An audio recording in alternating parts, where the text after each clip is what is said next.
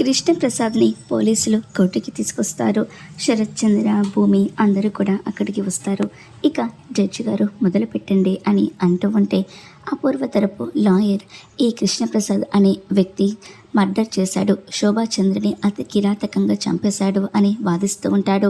ఇక వెంటనే జడ్జి గారు డిఫెన్స్ వారు ఏమైనా చెప్పాలనుకుంటున్నారా అని లాయర్ని అడిగితే, లాయర్ మేము చెప్పడానికి ఏముంది, పోలీసులు ఇతను మర్డర్ చేశారు అని కన్ఫర్మ్ చేశారు అని డిఫెన్స్ తరపు లాయర్ చెప్పేసరికి భూమి, చెర్రీ వాళ్ళు చాలా షాక్ అయిపోతూ ఉంటారు. అపూర్వ చాలా సంతోషపడిపోతూ ఉంటుంది.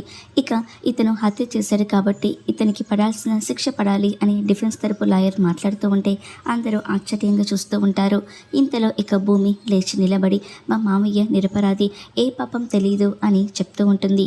ఇంతలో జడ్జ్ నువ్వేదైనా చెప్పాలనుకుంటే బోన్లోకి వచ్చి చెప్పమ్మా అని అనేసరికి భూమి వచ్చి బోన్లో నిలబడుతుంది. శరత్ చంద్ర, అపూర్వ కోపంగా చూస్తూ ఉంటారు.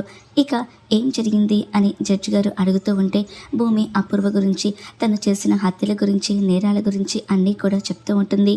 అలా చెప్పేసరికి అపూర్వ షాక్ అయిపోతూ ఉంటుంది. మరి కృష్ణప్రసాద్ని నిర్దోషిగా భూమి ఎలా విడిపిస్తుంది, ఏం జరుగుతుందో రాబోయే ఎపిసోడ్లో చూద్దాం.